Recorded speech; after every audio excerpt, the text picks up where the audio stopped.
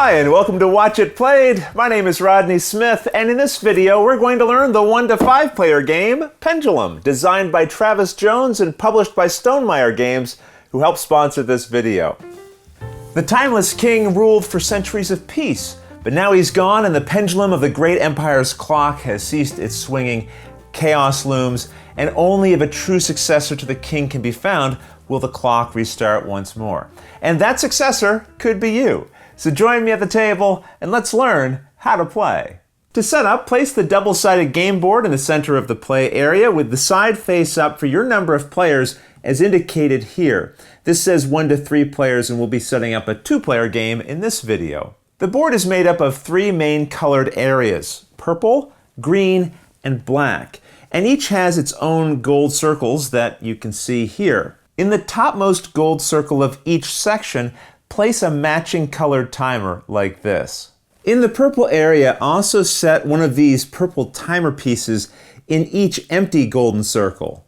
The cards with this back are the achievements. You'll shuffle and place them face down here, dealing the top one face up below it. Then if you have 4 or more players, set this token here. With 2 or 3 players, put it on the deck instead. The cards with this back are the provinces. You'll shuffle and place them face down on the board here, and then deal the top 4 cards face up into a column beside it. Now set this council board nearby with its summary tile, and then in this space here, put what is known as the Grande Worker Reward. These are the rest of the rewards, which you will separate by the colors on their backs. Shuffle and place the red ones into this space here. Then shuffle the rest and remove 10 randomly, unseen from the game. Then deal the next 5 face up into these spaces of the board. It'll look something like this when you're done, and then you set the remaining blue-backed cards on top of the red-backed ones. Now each player takes a player mat randomly and sets it in front of themselves with this side face up. Each mat has an advanced version of each character on the other side, which tells you here that it's best to only use this side once you've played the game a few times. Everyone now takes 10 of these vote tiles to 10 vote tokens, 10 of each red, yellow, and blue resource cube, a red, yellow, blue, and gray victory point token, and then you also pick a color and take the matching privilege and achievement markers along with 3 common and 2 grande workers. Finally, collect an action summary card and the 4 stratagem cards matching your character's symbol here on their backs. These you'll keep in your hand. Now put a victory point token on the far left matching colored spaces of these victory point tracks. And there are 3 tracks, each with their own color and symbol. They represent power, prestige, popularity, and over here, the legendary achievement. And each player's victory point tracks will be made up of different lengths. Then check these 4 spaces. Their symbols represent votes, military, culture, and gold. In each one, put the indicated number of vote tiles or resource cubes. For this character, they get 1 military, 1 culture, and 4 gold. This is the symbol for a grande worker and a common worker. So you'll put one of each into this area as well. Leave your other 2 common workers by your mat, but have everyone set their other grande worker by the council board. You will not have access to this piece until later.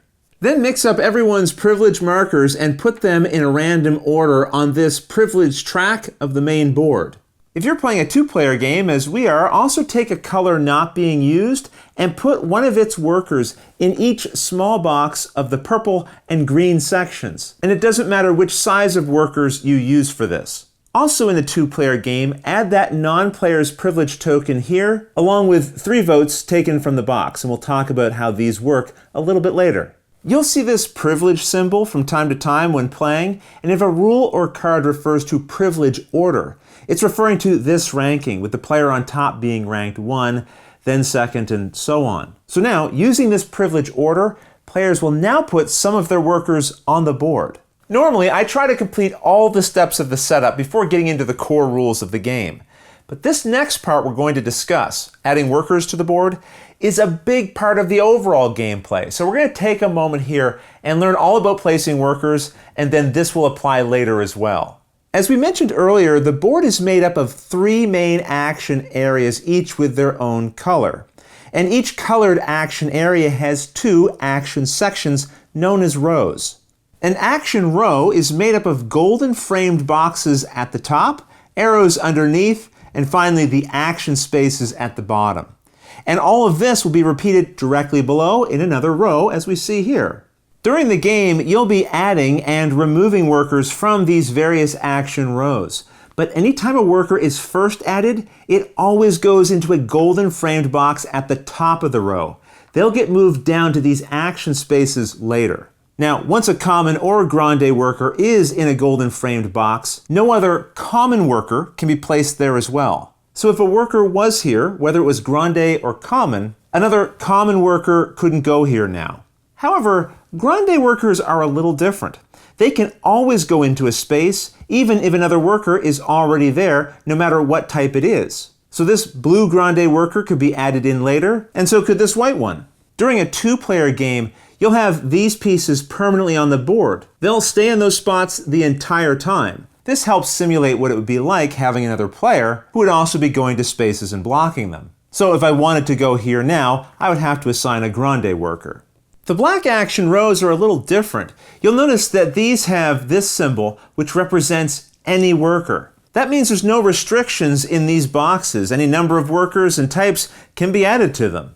Now there is one other very important restriction when placing workers. You'll notice that each row has a space for a timer by it. And while a timer is in that row, no workers can be added or removed from it.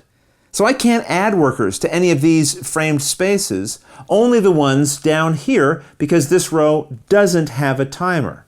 And this brings us to the final step of the setup.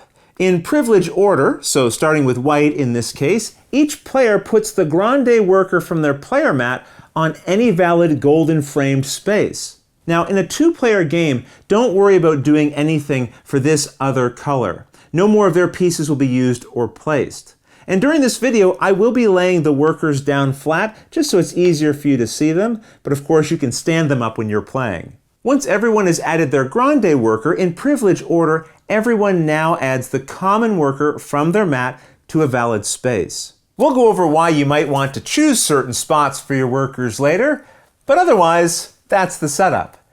In Pendulum, each player is competing to prove themselves worthy to rule the Empire by gathering resources, conquering locations, and playing cards to help advance furthest on the 4 victory point tracks of their mat. However, there are no turns in this game. Players will often just be taking actions as they like, when they like, with the timers showing which actions are available and when they can be resolved. You can also play without the timers and use this separate timer track board and token instead. In fact, for the first round of play, it can be a good idea to use this as everyone is getting familiar with the rules. So we'll do that for now, but also discuss later how it works when you just use the timers as well. No matter what method you use, there are no turns, but there are 4 rounds of play. So let's see what happens when the game first begins. Since we're going to use this board for the first round, we move this marker into its top space and then check which timers are shown. Well, this is all of them, and when you see a timer's color here, it means you flip it, so we'll flip all of them. To do this, take a timer from whichever row it is currently in, flip it, and then move it to the other row in its area. So this black timer would be flipped and go here. Green would do the same thing. Now, if a timer is already on the bottom row and needs to be flipped, then it would go to the top row instead. But of course, we'll leave it here for now. Purple is a little different. When it's flipped, it still goes to the opposite row, but make sure to put it into a space with one of these purple timer tokens, moving that token to the side. So the next time this flips, it would instead go up here, and then when it flips again, it will go into this space. Once the purple timer has been flipped enough times so that all the purple pieces have been pushed off the board like this, even if the timer itself isn't empty, the round will end with the calling council phase, but we'll talk about that later. In our case, where we're using this untimed board, this will happen when this marker finally gets to the last row. For now though, we're here, so let me just reset the timer to where it should have been after the first flip, and then we'll be ready to continue. Now you might be thinking, wait a second, hold on. You said we weren't going to be using the timers for this first round. Well, okay, yes, good point, but we still have to flip the timers. We just completely ignore the sand running in them. It doesn't matter if they run out for now. All that matters is where the timers are on the board. Remember I said that as long as a row doesn't have a timer, you can add or remove workers to and from it. So now we could add workers to these 3 rows. However, we have no workers to add because they're already on the board. We placed them here during the setup. Now you might be thinking, well, hold on a second. You have extra workers by your mat. Can't you use those? Well, I do have these, but everything by your mat isn't yours to use yet. Things on your mat you can use and spend. Things beside it are just your personal supply. And each player will have their own that only they can use once they've taken actions that have moved them from their supply to their mat. For that reason, all other votes, resources, and pieces for other players stay in the box. Your pieces will only be used by you and cannot be given or traded with other players during the game. Everything here, except for votes, is limited. For example, once you have all of these resources on your mat, if you would gain more, just ignore the extra. Again, the exception are votes. If you run out of these, use a 10-piece token to replace some, moving them back into your supply. So for example, if I wanted to show that I had 12 votes, I would do this. If you use up all of your vote pieces, including the 10-piece token, and you need more, just use a suitable replacement. So all of that to say, yes, you have some workers by your mat, but they aren't yours to use yet. So at the start of the game, we can't add anything new to the board. However, we have another option. Workers already on a row with a timer can be used to perform actions at their space. Now this is the biggest rule in the entire game that we have to understand, so strap in, I'm going to get really detailed about it. If there is no timer in a row, you can add and remove workers from golden frames, following the rules that we discussed earlier about how common and grande workers can and can't share spaces. So really this means you can move them around as much as you like as you figure out where you want them to go, but they will not perform any actions yet. On the other hand, if a timer is in a row, you can't add or remove workers from it. But workers already there can now perform the actions. Okay, one more time because this is so key. If there is no timer in a row, workers can be added or removed freely to and from it, but no actions will be resolved there. If there is a timer on a row, workers cannot be added or taken from it, but one that's already there can now resolve its action. As mentioned at the start of the game, we placed workers on the board and then timers flipped into those rows, so we can't move them to another area, but we can take actions with them. However, you don't have to take actions. Just because a timer is here doesn't mean I have to resolve an action with this worker. I could decide I no longer want to take the action and do nothing, but I can't take the worker back. Remember, you can't add or remove a worker while a timer is in its row. So it will just sit here until the timer leaves. And at any point during that time, I can decide whether or not I want to resolve an action with it. Okay, well, hopefully I've made it clear exactly how these timers work. What's that? I've made it too clear.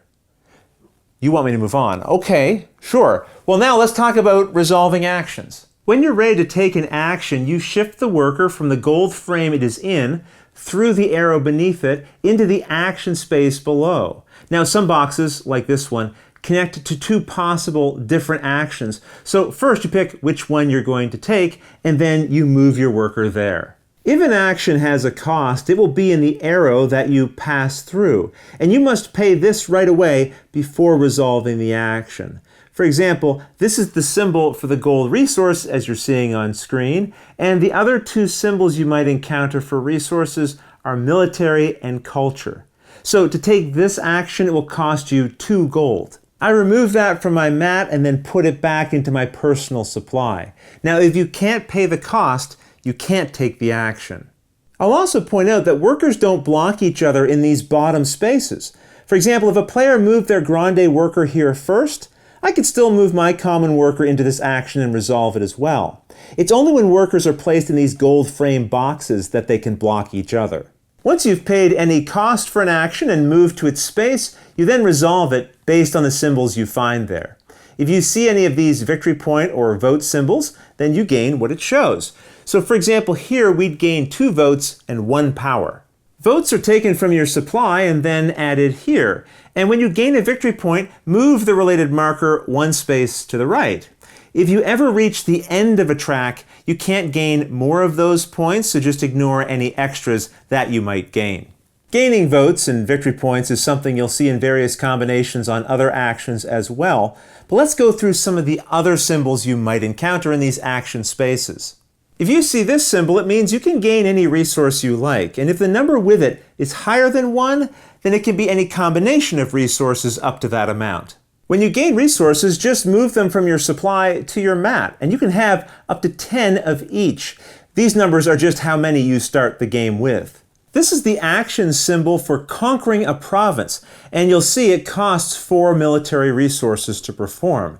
Now, once you've paid that cost, go over to this area of the board. You then take any one face-up card from here or draw the top one from the deck. If you take one of these, you can replace it with a new one from the deck if you want to, but you don't have to, though we'll see how you refill this area a little later. Once you have a province, you rotate it however you like, and then you slide it under your play mat so that the background color of the banner of the bottommost symbol is under the section here that matches it.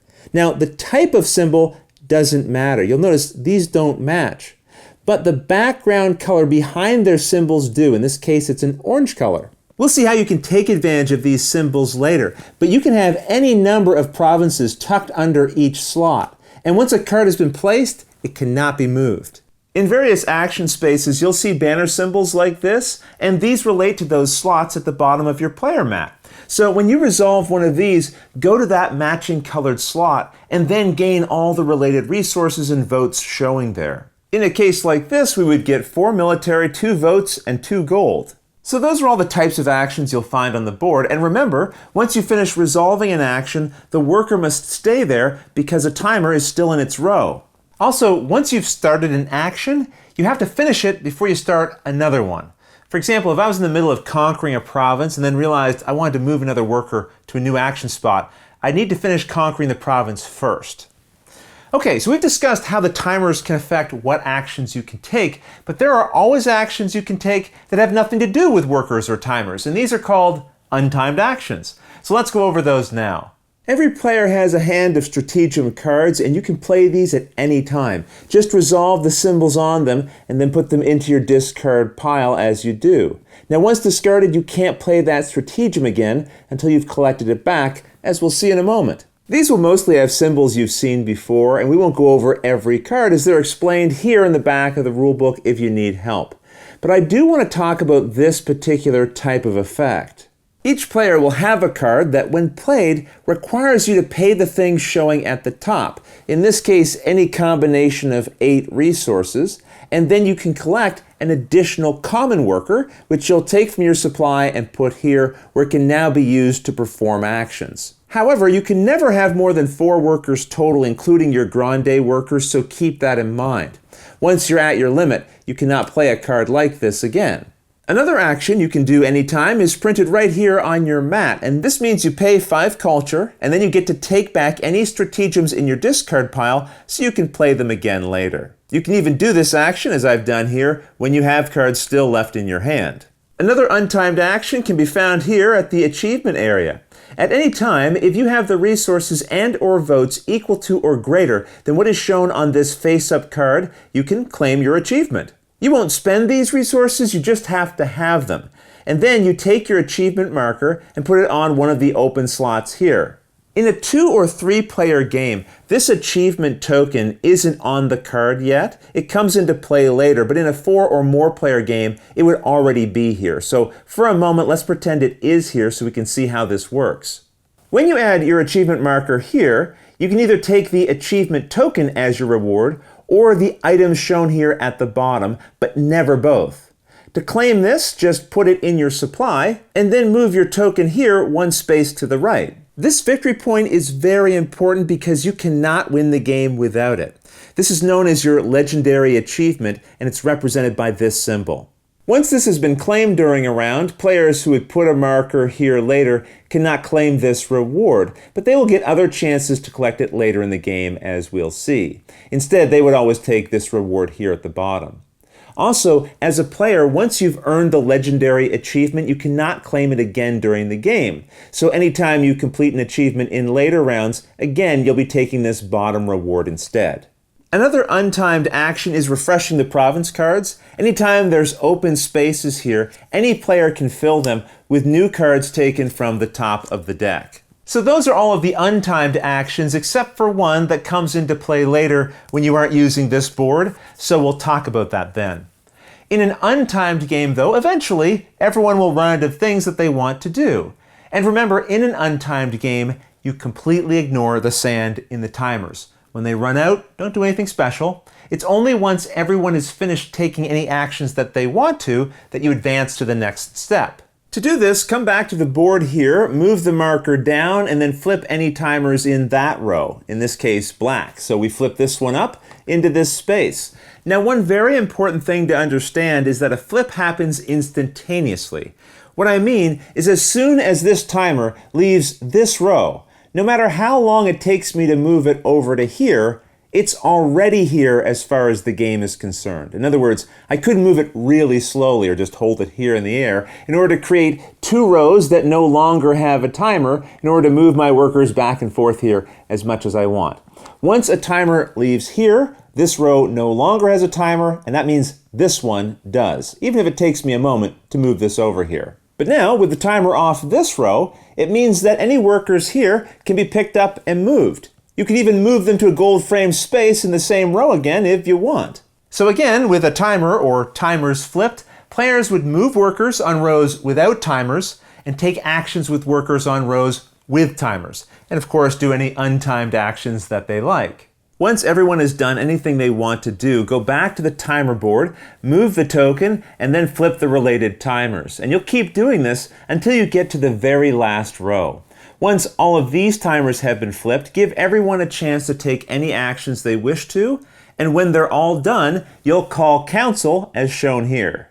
However, now let's go back to the start of this game and pretend we aren't using this board so I can show you how the game works when you're just using the timers instead. I've already got everything set up the way it was at the beginning. Everyone has their grande and common worker on a gold framed space, so now we flip all of the timers and the game officially begins. Players will now take actions as they like, again following all the rules we've explained so far. The difference is that there's now a new action that any player can take called flipping a timer. This is that last action I mentioned before that I hadn't covered yet. Each timer will last for a certain amount of time. Black is fastest, it's 45 seconds. Green lasts 2 minutes, and purple is 3 minutes. Now once any sand timer has run out, and only once it's run out, a player can choose to flip it over if they want to.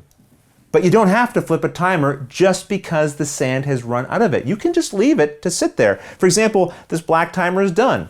No one has to flip it. But usually, someone will be waiting for a timer to finish, so they'll flip it once it's done. But again, flipping a timer is never required.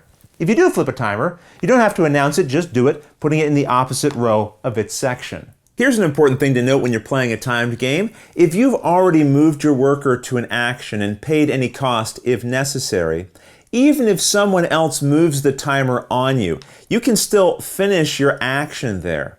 On the other hand, if you hadn't moved your worker yet, and then the timer went away, well, it's too late to take the action at that point. With that understood, the game continues until the purple timer has finished its trip back and forth, bumping off the final piece. At that point, players must immediately call council. Now, actions can still be taken as usual, and there's no time limit, but the timers themselves can no longer be flipped. Players will just keep going until they all agree that they're done taking actions. Now, it is possible that players could get into a standoff where neither wants to take the last action until the other person has, and in that case, it's time to call privilege. Players refer to the privilege order here, and the person ranked higher gets their way over someone ranked lower. You'll use this privilege rank anytime a tie needs to be broken. Perhaps two players are trying to conquer the same province simultaneously. In that case, again, you'd check the privilege order. For two actions to be considered simultaneous, they don't have to be happening at the exact same moment. The rules suggest giving a grace period of about 1 second on any action for another player to jump in and go, oh wait, I was just about to do that too. And this is so you can avoid people playing at too frantic a pace. But if you don't want to have that grace period, you can disregard it and play a little more cutthroat. That part's up to you. Just agree as a group on what will be considered reasonable before you start playing. Okay, well, whether you flip the purple timer for the last time using the Untimed board or just from players flipping timers without this, when everyone is finished taking any actions they want to, it's time to resolve the council steps outlined on the reference card here. Once this council phase is started, no one can take actions anymore or move workers. The only exception is refreshing province spaces. You can always do that if any are ever empty. Here, though, we're told to set the privilege order. Have everyone count how many votes are on their player mat, and then rearrange the rankings from highest to lowest based on that. In a two-player game, this non-player will always have 3 votes, and that's why we keep these tokens here as a reminder throughout the game. In this case, white earned 4, and both these players have 3. In the case of a tie, the tied player who was already lower in the ranking goes higher. So here, the non-player would move into second position ahead of blue. With the new rank set, each player except the non-player discards their votes back into their own personal supplies, so green would keep their 3 votes. Now it's time for players to gain the rewards by their position, and they collect these in privilege order as well. For example, the person in first place gains a council reward card, which we'll talk about in a moment, and then any combination of 2 power, prestige, or popularity victory points. When you gain a council card, it comes from this board here, and this space is always available. Actually, it's not a card, it's printed right on the board, and it lets you gain any one of these victory points. If you choose this reward instead, replace one of your common workers in play, not in your supply, with the grande worker set here by the council board, putting the common worker you replaced back in the box and out of the game. Remember, you can't have more than 4 workers in play, and you can't pick this reward if you already have both of your grande workers. Now, after resolving this, the symbol here means that you flip it over like this. If you instead choose any of these other face-up cards, then if it shows this symbol, you resolve the effect here right away, in this case conquering a province, and then you remove that card from the game. Anytime cards are removed, do not replace them with new ones from the deck. Now, if the reward you choose has this symbol instead, it's a permanent stratagem card, so you'll add this to your hand, and then you'll be able to use this during all future rounds. Again, we won't go over all of the different card effects you might find here because they're explained in the glossary of the rulebook as we showed earlier. But then, once everyone has collected their rewards, each person must check the bottom slots of their player mat. I had mentioned earlier that you can have any number of cards here, but now you must discard cards of your choosing until you only have, at most, 2 in each. If this was the council phase of the 4th round, this deck would be empty as a reminder that the game is now over. But since it isn't, we'll set up for the next round. First, if this reward is face down, now flip it face up. Either way, you then remove any of these unchosen rewards from the game and flip 5 new ones from this deck into their place so it looks something like this. Now remove any provinces in these spaces and reveal 4 new ones that you'll fill into those empty spots. Any player who put their achievement marker here takes it back, and then this card is removed from the game and a new one is dealt, with the legendary token being returned from wherever it was, whether it had been claimed previously or not, to this position. Now in a 2 or 3 player game, this only comes into play in the second round, which is why you put it here as a reminder to add it to this card when it's first flipped over. Finally, you put each of these purple timers back into whatever 3 golden framed circles are empty. Don't move or flip any timers yet, but at this point, players can move or place any workers following the usual rules and resolving any conflicts in privilege order. But remember, you still can't resolve any actions yet. If any timers happen to be running, you should also wait for them to finish. And then, when everyone's ready, You can flip all the timers and begin the next round. Now you can also play the second round as untimed, or switch between timed and untimed rounds as players agree. Again, this can be really helpful when you're first learning or you just want to slow the pace of the game down a little. One thing I should mention, when you're setting up for the fourth and final round, these red-backed cards will come into play. And they have this special symbol here, which means that when you claim one, you must pay the cost shown at the top, and then you gain the reward, removing that card from play. Now, this one here in particular can help you gain the legendary achievement, but you can only take this one if you haven't already earned that achievement. Okay, with that understood, at the end of the fourth round, the game is over, and if any player has advanced all 4 of their markers into this victory point area of their mat, they are declared the winner. Now, if more than one player has, count how many points they each have in this victory point area only. And the player with the most points wins. For example, this player has 1, 2, 3, 4, 5, 6, 7 points total. Now, if there's still a tie, the tied player highest in the privilege order wins. On the other hand, if no player manages to get all of their victory point markers into the victory area, the winner is determined by having each player see which of their markers is furthest from the victory area, and whichever of those markers is closest will win. So here, I would be considered to be 1, 2, 3, 4, 5 points away. If everyone else's furthest marker was further, then I would win. And again, if you have ties for the closest marker, break them in privilege order. Now, in all of these cases, the winner must have their legendary achievement. If no player has their legendary achievement victory point, then there is no winner. Now, don't forget there's an advanced variant that uses the other side of the player mats, and this comes with an advanced variant card for each of those characters. You'll also find a complete set of rules for solo play, but those I'll leave for you to discover on your own. Otherwise, that's how you play Pendulum. If you have any questions at all about anything you saw here, feel free to put them in the comments below, and I'll gladly answer them as soon as I get a chance. You'll also find forums for discussion, pictures, other videos, and lots more over on the games page at Board Game Geek, and I'll put a link to that in the description below. And if you found this video helpful, please consider giving it a like, subscribing, and clicking that little bell icon so you get notification anytime we post a new video. But until next time, thanks for watching.